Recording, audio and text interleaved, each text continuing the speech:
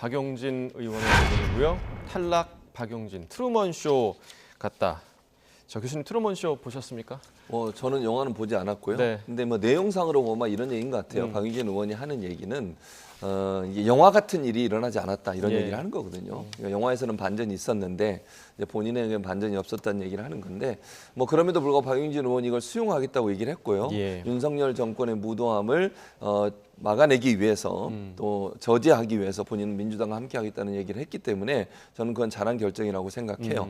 공천에서 탈락한 게 본인한테 큰 뭐 아픔일 수 있고 하지만 본인이 이번 기회를 통해서 또다시 새로운 도전도 할 수 있을 것이고요. 저는 이제 앞으로 뭐 여러 가지 일들이 또 있지 않겠어요. 4년이라는 기간 동안 그 기간 동안에 여러 가지 활동들을 할 수 있는 기회도 있을 거고 대선도 또 남아 있는 상황이기 때문에 거기서 박용진 의원이 할 수 있는 역할이 있을 거라고 생각합니다. 본인으로서는 아쉬움이 있어도 어쨌든 민주당 결과 나오자마자 바로 민주당과 함께하겠다는 의사를 밝혔기 때문에 민주당이 총선 승리를 위해서 힘을 합칠 것으로 그렇게 생각을 합니다. 그러니까 트루먼 쇼가 모두가 이 주인공을 속이는 듯한 그런 내용을 가지고 있는데 그런데 이제 아쉬움으로 표현하기에는 이후에 이제 이재명 대표가 이례적으로 득표를 언론에 공개하기까지 했거든요. 이거 2번 죽이는 거 아니냐. 이 부분 좀 어떻게 해석하세요? 왜 그러냐면 언론들이나 아니면 뭐 박용진 의원은 그렇게 얘기 안 했지만 언론들 같은 경우에는 박용진 의원의 지지율이 높은데 왜 저분을 탈락시키냐 이런 얘기들이 많이 나와요. 그런 부분 때문에 저는 지지율을 공개했다고 생각해요. 왜냐하면 예를 들어서 왜 전국을 대상으로 조사를 하냐. 강북 을쪽의 권리당원만 하면 되지 않느냐. 강북을의 권리당원 조사에서도 보면 박용진 의원이 조순신 의원에게 좀 밀려요. 약간의 차이가 있긴 합니다. 그래서 이런 부분들 때문에 또 다른 논란을 불러오는 것을 좀 막으려는 의도가 있다고 저는 생각해요. 왜냐하면 이걸 공개를 안 하면 또 모르는 상태에 추측이 많이 나오지 않겠어요? 박용진 의원이 당연히 더 많이 나왔겠지. 지지율이 높았을 텐데 가감산 때문에 예를 들면 30% 감산을 받잖아요 지금. 그리고 10%인가를 초선이 그러니까 한 번도 출마를 안 했던 조수진 의원은 또 가산을 받아요. 그러다 보니 그 차이 때문에 떨어진 거 아니냐 이런 얘기가 나올 수밖에 없어서 그런 논란을 좀 불식시키기 위해서 일부러 저렇게 밝힌 게 아닌가 이런 생각이 듭니다. 네, 실제 이제 이재명 대표가 밝힌 수치 자체도 조수진 변호사가 더 높긴 했습니다만 박용진 의원은 이런 얘기를 했거든요. 왜 강북을 투표에 전국 당원들이 참여를 해야 하냐.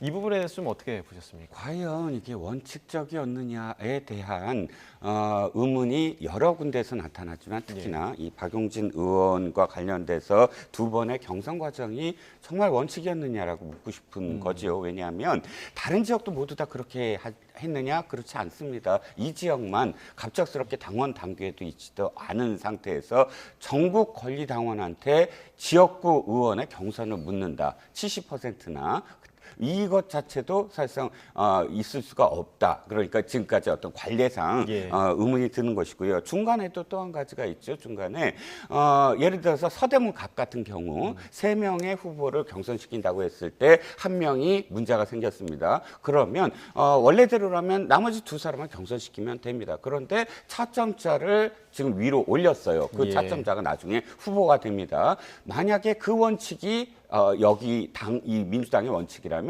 당연히 이 지역구도 차점자인 박용진 의원이 승리하는 것이 맞지 갑작스럽게 또다시 전략공천을 누군가 집어넣고 그래서 경선시키는 게 맞느냐. 그러니까 이건 아까 트루먼 쇼 말씀하셨지만 한 사람을 낙천시키기 위한 모든 설계된 것이 아니냐라는 게 이제 박용진 의원의 주장으로 보입니다. 네, 어찌됐든 박용진 의원은 이번 경선 결과를 받아들인다. 이렇게 이제 입장을 마지막으로 밝히기도 했고 본선행 티켓을 준 조수진 변호사가 오늘 언론 인터뷰를 통해 소감을 밝혔는데요. 한번 들어보겠습니다.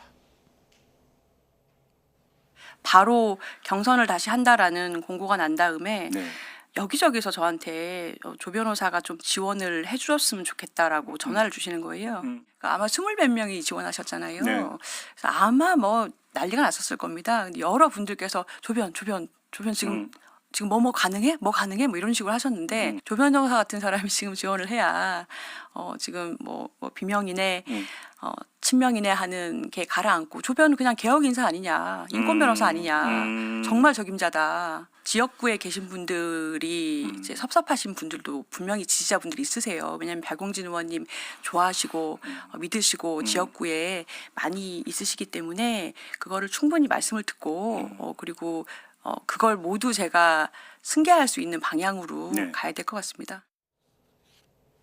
자, 이 발언 내용을 보면 아무래도 이제 이른바 비명 행사 이 부분에 대한 논란을 좀 의식한 발언으로 보이고 뭐 굳이 계파를 따지자면 친노 쪽에 가까운 거 아니겠습니까? 조수진 네, 변호사는. 그 박용진 의원과 이제 만나서 좀 도움을 요청하겠다 이런 말도 한 것으로 보이는데 박 의원이 응할까요? 어떻게 보세요? 저는 응할 거라고 생각해요. 그러니까 말씀하신 것처럼 조수진 변호사는 노무현 재단 이사예요. 예. 그리고 뭐 알릴리오랑은 노무현 재단을 운영하는 그 유튜브 채널을 진행도 했었고요. 예. 뭐 친명이라고 볼 수 있는 인사가 절대로 아니고요. 이재명 대표와 연관성도 없는 분이에요. 그래서 아마 많은 분들이 추천했던 이유가 박용진 의원하면 비명의 이제 대명사처럼 돼가지고 만약에 누가 또 친명 인사 저기 20명 이상 지원했던 분들이 이제 다른 데서 탈락하셔가지고 다시 지원하신 분들이 많이 계시거든요. 예. 그분들 중에 친명 인사로 분류된 분이 있다 보니까 그런 분들이 또 만약에 나와가지고 승리를 하게 되면 또 비명이 어떻게 됐다 이런 얘기가 나올 수밖에 없어 아마 그렇게 하신 것 같고 저는 아까도 말씀드렸습니다. 박용진 의원이 민주당을 위해서 함께 뛰겠다고 얘기를 했고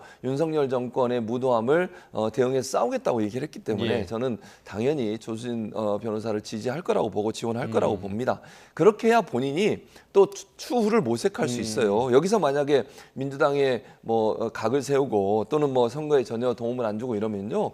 제가 볼 때는 나중에 박용진 의원이 또 다른 정치를 하는데 상당히 큰 부담이 될 겁니다. 예. 아까도 말씀드린 대선도 남아있고 여러 가지 또 지방선거도 남아있고 여러 가지 남아있는 것들이 많아요.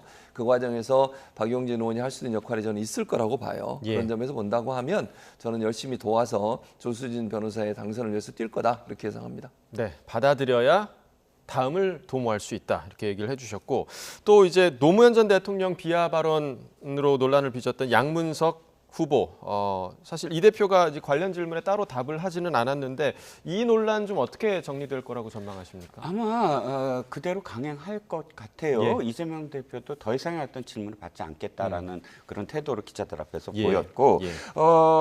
확산될 가능성이 이제 점점 없어집니다. 워낙에 양문석 후보가 옛날에 뭐 미디어스라든지 언론개혁연대라든지 이런 곳에서 사무총장 같은 일을 할 때 뭐 양문석의 뒤죽박죽 뭐 이런 코너들이 있었던 것 같아요. 각각 언론기관지라든지 이런 곳에서 당시 2007년도에 한미 FTA와 관련돼서 노무현 대통령을 비판하는 그런 칼럼들을 썼는데 문제는 정책과 관련해서 공론회장으로 이렇게 끌어들여서 자신의 견해를 밝히는 것을 뭐라 그러는 것이 아니라 예. 최소한 대통령에 대한 예의 또 대통령에 대한 예의만이 아니라 기본적인 어떤 정치인을 비판을 할 때는 기본적인 어떤 그런 태도가 저는 있어야 된다고 봅니다. 그런데 매국노 정도는 아주 이 평범한 어떤 표현이고요. 그거보다 더 심한 표현들도 너무나 많습니다. 이건 예. 그냥 비판이 아니라 저주에 가까운 그런 표현, 제가 말로 옮길 수 없는 표현들도 네, 많거든요. 그게 예. 매일같이 지금 단독으로 뭐 언론들이 경쟁을 하고 지금 나오고 있는데 그럼에도 불구하고 일단 지도부는 흔들리지 않게 그냥 뭐 갈 생각인 것 같아요. 다만 선대위원장을 함께 맡은 김부겸 선대위원장이나 혹은 노무현 재단 이사장을 맡은 정세균 전 총리 이 두 분이 이것을 받아들일까 계속 문제 제기를 할까 아니면 문제 제기가 안 받아들여지면 어떤 행동을 취할까 이것이 이제 아직까지 확연하게 그러니까 마무리되지 아니한 점을 지켜봐야만 할 것 같습니다. 네.